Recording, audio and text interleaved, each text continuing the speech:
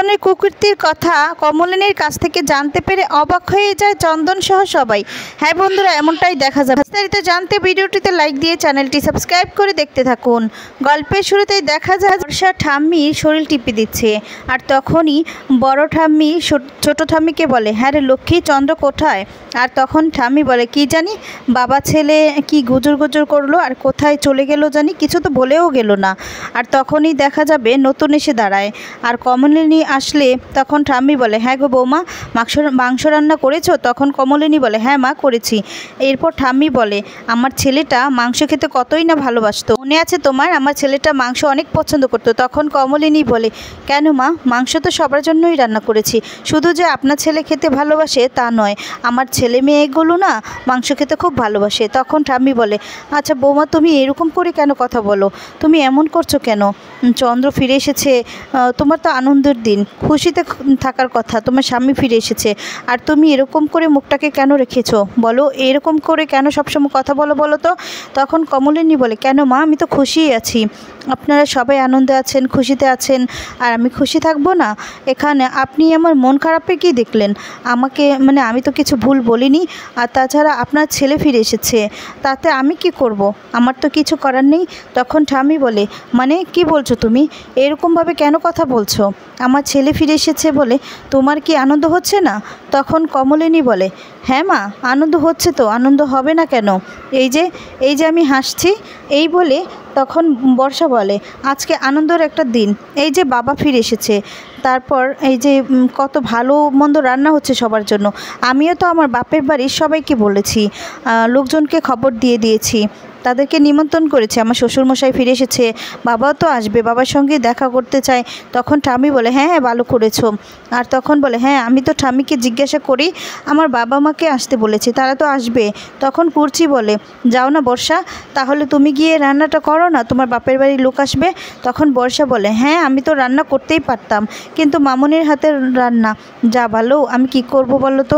তাই তো আমি রান্নাঘরে গেলাম না, আমি কি মামনির মতো রান্না করতে পারি? তখন কমলিনী বলে, আচ্ছা বর্ষা, তোমার বাপের বাড়ির লোক আসবে, তুমি সেটা আমাকে আগে বলবে তো?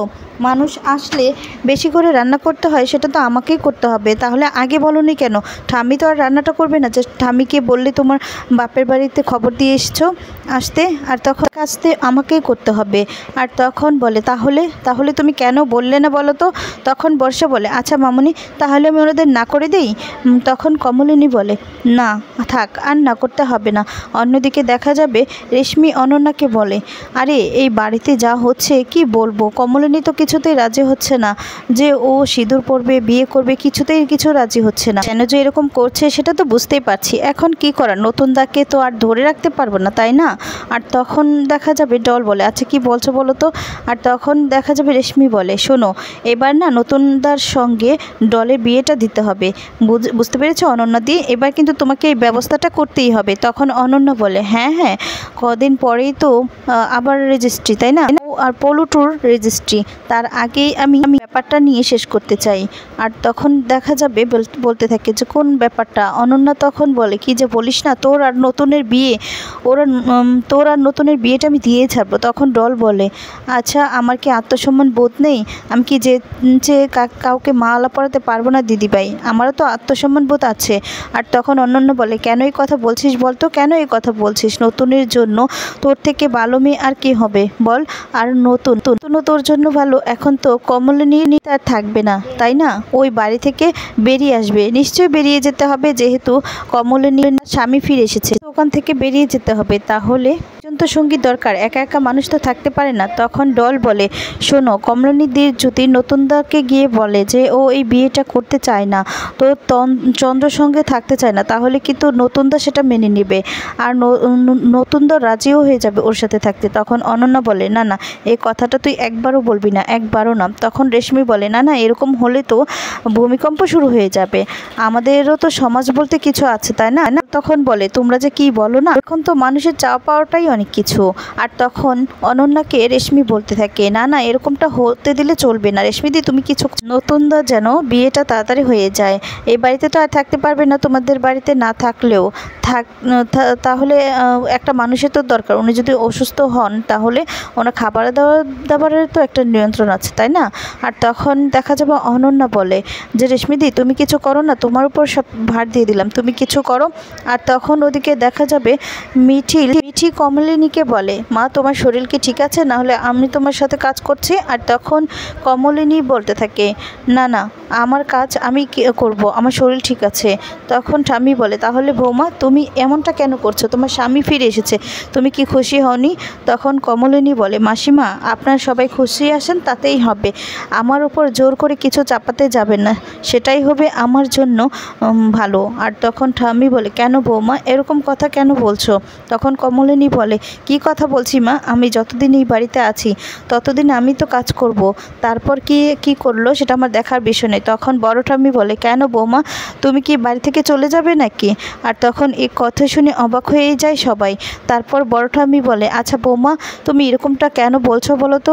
তুমি তো এরকম ছিলে না, হঠাৎ করে চন্দ্র ফিরে আসাতে তুমি এখন পাল্টে গেলে কি করে? তখন কমলিনী বলে, শুনুন বড় মাসি, যার জীবনে কখন কি হয় সে তো আর বলতে পারে না, আমিও যে কি করব কখন সেটা তো আমিও বলতে পারছি না করছি বলে। আচ্ছা ছাড়ো না, কেন এসব নিয়ে কথা বলছো বলো তো, কেন কথা বলছো? আচ্ছা বড় মাসি থাক না, বৌদিকে বৌদির মতো থাকতে দাও, সব মানুষের চাওয়া পাওয়া ইচ্ছে একরকম তো হয় না, তাহলে তোমরা চুপ করো না, এইসব কথা বাদ দাও না। আর তখন দেখা যাবে নতুন বলে, আচ্ছা এখন তো বাদ দেওয়ার কিছু নেই, তাছাড়া যেই মানুষটা এত বছর আগে হারিয়ে গিয়েছিল তার ডেড বডিটাও পাওয়া যায়নি, সেই মানুষটা যদি এতদিন পরে ফিরে এসেছে। নতুন বলে, সেই মানুষটা যেই মানুষটা কিনে এতদিন পরে ফিরে এসেছে, সেই মানুষটার থেকে আগে যখন সবাই জানতে পেরেছিল তার ডেড বডিটাও পাওয়া যায়নি, তখন তো বৌঠান মুক্তি নেওয়ার চেষ্টা করেনি। তো এটাই ধরে নিতে হবে যে বৌঠান সে ফিরে আসবে, সেই আশাতেই এগুলো করে। এসব কথা বলার এখন মানেটা কি? এ কথা শুনে চমকে যায় কমলিনী, অবাক হয়ে যায় নতুনের কথা শুনে। এরকমটা মনেই না করতো তাহলে তো অনেক আগে কোর্টে গিয়ে মুক্তি নিতে পারতো, তাই না? আর তখন বলে, এরকম তো কিছু করেনি, আর কোনোদিনও ডিভোর্স নেওয়ার চেষ্টাও করেনি, তাহলে এখন কেন এসব কথা বলছে? এসব কথা বলে এখন কি হবে? এখন স্বামী ফিরে এসেছে, এখন তো স্বামীর সাথে সংসার করতেই হবে। কমলিনী কথাগুলো শুনে অবাক হয়ে বলতে থাকে, কেন? তখন তো আমাকে কেউ এগুলো শিখিয়ে দেয়নি যে কোর্টে গিয়ে আইনের ব্যবস্থা নিতে হবে বা কি করতে হবে, সেটা তো আমাকে কেউ বলে দেয়নি, বা আইনের কাছে গিয়েও যে এসব বলতে হবে সেটা তো আমাকে কেউ বলে দেয়নি। তাহলে এখন এসব বলার কি দরকার? নতুন ঠাকুরপো, তোমার কাছে আমি একটা হেল্প চেয়েছিলাম, তুমি করোনি, কিন্তু আমার কাকুমণিকে আমি বলেছি, কাকুমণি একটা লয়ারের সাথে কথা বলেছে, বুঝতে পেরেছো? অন্যদিকে দেখা যাবে অনন্যা বলতে থাকে ডলকে যে, শোন ডল, এবার না তোকে নতুনের সাথে বিয়ে দিবই, তো এসব নিয়ে তুই কোনো আজে বাজে কথা বলবি না, বুঝতে পেরেছিস? তোকে মনটা স্থির রাখতে হবে। তখন রেশমি বলে, হ্যাঁ ঠিক বলেছ অনন্যাদি, তোমাকে কিন্তু এবার ব্যবস্থাটা করতেই হবে, তাছাড়া কয়দিন পর পলুটুর আর মৌর এখান থেকে চলে যাবে, ওদেরকেও তো এক করে দিতে হবে, তাই না? ওদের 4 হাত। আর তখন ডল বলে, আমি না কমলিনীর সঙ্গে কোনো রকম কম্পিটিশনে যেতে চাই না। তখন রেশমি বলে, কম্পিটিশন? কিসের কম্পিটিশন? কম্পিটিশনে কেন যাবে? কারণ কমলিনীর সাথে তোমার কম্পিটিশন কোথা থেকে আসবে? বুড়ির তো স্বামী চলে এসেছে, আর ওর স্বামী আছে যেহেতু, তাহলে তোমার সাথে কিসের জন্য কম্পিটিশন করবে বলো তো? ও তো আর এখন যতই যাই হোক না কেন নতুনের সাথে থাকতে পারবে না। এবার তোমার জায়গাটা না তোমাকে বুঝে নিতে হবে, দরকার পড়লে ছিনিয়ে নিতে হবে। নতুন দা যথেষ্ট ভালো মানুষ, তার সঙ্গে করে দিতে হবে তোমাকে। তখন অনন্যা বলে, হ্যাঁ নতুন অনেক ভালো ছেলে, তাই আমি চাই নতুনের সাথে আমার বোনের বিয়ে হোক। আর তখন রেশমি বলে যে, হ্যাঁ তুমি সব কিছুর ব্যবস্থা করো, আমি তো আছি, আমি তোমার সঙ্গে আছি, তুমি চিন্তা করো না অনন্যাদি। তখন অনন্যার কথা শুনে ডল তখন বলে, না না দিদিভাই, আমারও তো আত্মসম্মান আছে, আমি না যেচে কারোর সঙ্গে বিয়ে করতে চাই না। তখন রেশমি বলে, তুমি কি যে বলো না ডল, বিয়ে হলে না সব কিছু ঠিক হয়ে যাবে দেখবে। আর তখন বলে, ওখানে বুড়ির বিয়ে নিয়ে যা চলছে, বুড়ি কতক্ষণ না করতে পারবে? বিয়ে তো হবে, বিয়েটা তো করবে, আর আমার শ্বশুর শাশুড়ি কিন্তু একদম শক্ত আছে বুড়ির বিয়েটা নিয়ে, বুঝতে পেরেছো? এখন আমাদেরকে যেতে হবে, সময় হয়ে গিয়েছে। এই বলে রেশমি সেখান থেকে চলে যায়। পর অনন্যা ডলকে বলে, শোন ডল, তোকে আমি একটা কথা বলে দেই, বুঝতে পেরেছিস? তোর সঙ্গে কিন্তু আমি নতুনের বিয়ে দিব, তুই কিন্তু তাতে কোনো রকম কোনো বাধা দিতে পারবি না। আর তখন দেখা যাবে কমলিনী বলে, হ্যাঁ আমার কাকুমণিকে আমি বলে দিয়েছি, তার বন্ধু আছে একজন উকিল, আর তার সাথে কথা বলে আমাকে জানাবে। ঠাম্মি তখন বলে, কেন বৌমা, তুমি আবার উকিলের সাথে কি কথা বলবে? তখন কমলিনী বলে যে, মা জীবনটা যখন আমার, তো আমাকেই সব কিছু নিতে হবে, তাই না? তো আপনাদের এসবের মধ্যে আমি আর থাকতে চাই না, আর থাকতে হবে না, আপনাদেরকেও থাকতে হবে না। তখন ঠাম্মি বলে, কেন বৌমা, তুমি তো আমার ছেলের ব্যাপারেই বলছো, তাহলে এতদিন পরে আমার ছেলে ফিরে এসেছে, এখন আবার কাকুমণিকে নিয়ে উকিলের কাছে যাওয়ার কি দরকার? হ্যাঁ রে নতুন, তুই কিছু বল। তখন কমলিনী বলে, কেউ আমাকে কিছু বলতে পারবে না মা, তাছাড়া আপনার ছেলে যেহেতু বাড়িতে যখন ছিল তখন তো তার সঙ্গে আমি সুখে সংসার করেছি, তাই না? সেটা কে বলতে পারে? সেটা কি ঠিক ছিল মা? আর তখন বড় ঠাম্মি বলে, বৌমা তুমি কেন এসব কথা বলছো, কেন? আর চন্দ্র কি তোমাকে জ্বালাচ্ছে নাকি? চন্দ্র কি তোমাকে কোনো কিছু বলেছে, কোনো দিনও অশান্তি করেছে বলো? আর তখন বলে, আমাদেরকে বলো কি হয়েছে মা, তুমি এরকম করে কেন কথা বলছো? আর তুমি যদি এরকম কথা বলো তাহলে নানানজন তো নানান কথা বলবে, আর তোমার ছেলে মেয়ে তারাও তো তোমাকে খারাপ কথা বলবে, তখন তো তুমি কিছু বলতে পারো না। তখন কমলিনী বলে, বলতে পারবেন কি পারবেন না সেটা তো আমার জানার কোনো দরকার নেই, কিন্তু বুবলাই কি আমাকে কম কথা শুনিয়েছি? তখন কি আপনারা কিছু বলেছেন? কোনো তো প্রতিবাদ করতে পারেননি, তাই না? এখন আর আপনাদের থেকে আশা করবই বা কেন? তো বড় মাসি তখন ঠাম্মি দাঁড়িয়ে বলে, আচ্ছা বৌমা তুমি কেন এসব কথা বলছো বলো তো? আমার ছেলেটা কবে তোমাকে গালি দিয়েছে? আর তাছাড়া আমার ছেলে কি কোনো দিন তোমার গায়ে হাত তুলেছে নাকি যে তুমি আমার ছেলের নামে এসব কথা বলছো? হ্যাঁ রে নতুন, আমার ছেলে কি কখনো খারাপ ছিল? কেন সে কথা বলছে?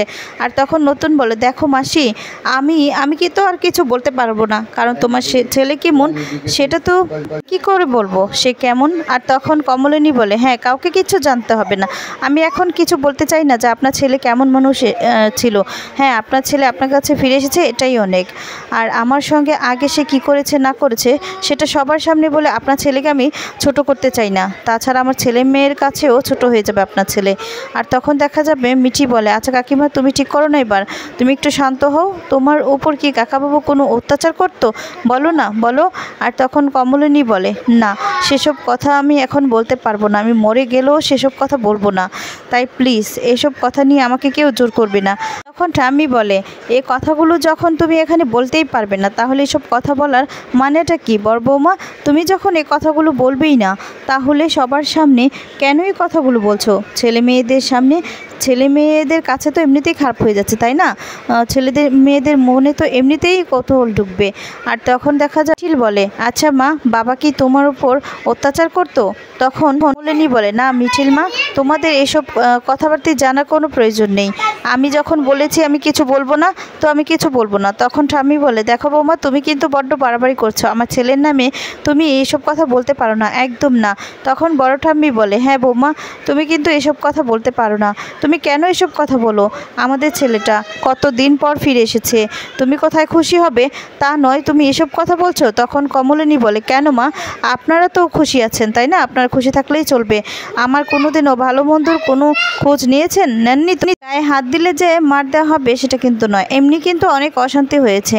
আর তারপর বাবিন বলে, আচ্ছা ঠাম্মি তুমি চুপ করো না, মা না হয় বাবার সঙ্গে কথা বলে নিবে, মা তুমি না হয় বাবার সঙ্গে কথা বলে নিবে, বাবা হয়তো বা এতদিনে পাল্টে গেছে তাই না, তুমি বাবার সঙ্গে এই নিয়ে কথা বলে নিবে। তখন কমলিনী বলে, না রে বাবা, আমি এখন আর কারোর সঙ্গে এই ব্যাপারটা নিয়ে কথা বলতে চাই না, আমি যা বলার আমি উকিলের সাথে কথা বলবো, এছাড়া আমি আর কারোর সঙ্গে কোনো রকম তর্কে যেতে চাই না, জীবনটা তো আমার, তাই আমি কি করব আমি ঠিক করব। আর তখন ঠাম্মি এ কথা শুনে চমকে যায়, আর তখন বলে, কিরে নতুন, এসব কি বলছে, তুই কিছু বলবি না, তুই কি থামাবি না? তখন এ কথাতে নতুন তখন বলে, নতুন ঠাকুরপো আমাকে কি বলবে, আমারটা আমি বুঝে নিতে পারবো, আপনি যেমন আপনার ছেলে এসেছে বলে আপনি অন্যরকম হয়ে গিয়েছেন, পাল্টে গেছেন, সব কিছু ভুলে গিয়েছেন, আপনাকে তো আমি তুলোয় মুড়ে রেখেছিলাম, তাহলে মা আপনি তো আমার পক্ষ হয়েও একবারও কথা বলছেন না, আমার দিকটা একবারও বুঝতে পারছেন? ছেলে যখন ছিল না আপনাকে কি কম যত্নে রেখেছিলাম আমি? এখন তো আপনি সব কিছু পাল্টে দিয়েছেন তাই না, আর আমারও এখন অনেক পাল্টে গেছে, আমি নতুন করে এখন সব কিছু শুরু করতে পারবো না, কিছুই আর নতুন করে শুরু করতে পারবো না। তখন ঠাম্মি বলে, এ কথা বললে কি হবে বৌমা, এ কথা বললে তো হবে না, তুমি কেন এসব কথাগুলো বলছো, আমি তো কিছুই বুঝতে পারছি না, কেন এসব কথা বলছো, আমার ছেলে কী বা করেছে? আর তখন দেখা যাবে করছি বলে, আহ মা তুমি কেন এরকম বাড়াবাড়ি করছো বলো তো, এসব কথা না বললে কি চলছে না, কেন এসব কথা বলছো? তখন ঠাম্মি বলে, হ্যাঁ এখন তো এ কথা বলবি তাই না, এখন আমি খারাপ হয়ে গেছি, আমার ছেলে খারাপ হয়ে গেছে। তখন কমলিনী বলে, না মা, আপনি খারাপ হয়ে যাননি, আপনি যেরকম ছিলেন ওরকমই ছিলেন। এতকাল পর্যন্ত আমার পক্ষে হয়তো আমাকে মানে কত কম কথা শোনাননি। আমি তো মুখ বুজে সহ্য করেছি এতকাল, কিন্তু আর সহ্য করব না। কোনোদিনও কি আপনাকে কিছু বলেছি? বলিনি তো, সব কিছু সহ্য করে নিয়েছি। কিন্তু এখন যখন আমার ব্যাপারে আপনার কথা বলছেন, তখন তো আমি চুপ করে থাকতে পারি না। কেন চুপ করে থাকবো? তখন কমলিনী কথা শুনে এদিকে ঠাম্মি তখন বলে, কি তুমি আমার ছেলের ব্যাপারে এত বড় বড় কথা বলছো, আর আমি সেটা দাঁড়িয়ে দাঁড়িয়ে শুনবো না তো? আর তখন কমলিনী বলে, দেখুন মা, আপনি না অনেক কিছু বলেছেন। ঠাম্মি নতুনকে বলে, হ্যাঁ নতুন, তুই কিছু বলবি না? এসব কি হচ্ছে, কি বলছে ও? আর তখন কমলিনী বলে, নতুন ঠাকুরপো কি বলবে? এরপর নতুন বলে, দেখো বৌঠান, আমি এখানেই তোমাদের বিয়ের জন্য অপেক্ষা করে আছি, তো কিন্তু তোমার উপর এখন সব কিছু নির্ভর করছে, আমি এখানে থাকবো নাকি চলে যাব। না হলে আমাকে এখান থেকে চলে যেতে হবে, তোমাদের বিয়েটা যদি না হয়, না করতে চাও। আর তখন বলে, চন্দ্র আর তোমার বিয়েটার জন্য এখানে রয়েছি, বিয়েটা শেষ হলে আমি এখান থেকে চলে যাব। তখন কমলিনী বলে যে, দেখো নতুন ঠাকুরপো, তুমি তো আমার জন্য এখানে থাকো, তোমার মাসির জন্য থেকেছো, মাসিমার কথা শুনে থেকেছো, তাই না? তাহলে তোমার মাসি জানে যে তুমি থাকবে নাকি চলে যাবে। সেটা দায়ভার তো আমার নয়, আমার জীবনের দায়ভার আমার, সেটা ডিসিশন আমি নিতে পারি, কিন্তু তুমি এখানে থাকবে নাকি চলে যাবে সেটা ডিসিশন তো আমি নেব না। আর এই বলে তখন কমলিনী সেখান থেকে চলে যায়। আর তখন ঠাম্মি বলে ওঠে, তাহলে বৌমা, তুমি তোমার আসল রূপটা দেখিয়ে দিলে? তার মানে বুবলাই এতদিন যা বলতো ঠিক বলতো, তাই না? তখন কমলিনী রেগে রান্নাঘর থেকে ঠাম্মির কাছে চলে আসে আর বলে, মা, আপনি এটা কি বললেন এসব? আর আপনি এটা কেমন কথা বললেন? আপনাকে তো আমি এতকাল তুলোয় মুড়িয়ে রেখেছিলাম, আর সেটা সব কিছু কি আপনি ভুলে গিয়েছেন আপনার ছেলে আসাতে? আর তখন বলে, এতটুকু কি বুঝের মধ্যে নেই? একটু কি বলা মানে আপনি আমার প্রতি সহানুভূতি নেই? আপনার ছেলে এসেছে আর আপনি একদিনেই পাল্টে খেয়েছেন? আপনাকে কি কম আদর করেছি, কম ভালোবেসেছি? যখন যা বলেছেন সব কিছু সহ্য করেছি, কিন্তু এবার আমি আর কিচ্ছু সহ্য করব না, কিচ্ছু না, এবার আমি যা ইচ্ছে তাই করব। আর তখন বলে যে, কারো কোনো কথাই শুনবে না। নতুন তখন এই কথাগুলো শুনে অবাক হয়ে যায় আর চমকে যায়। নতুন হয়ে কমলিনীর দিকে তাকিয়ে থাকে, আর কমলিনীও তাকিয়ে থাকে। তো বন্ধুরা, আজকে পর্বটি তোমাদের কেমন লেগেছে কমেন্টস করে তোমাদের মতামতগুলো জানিয়ে দাও। ধন্যবাদ।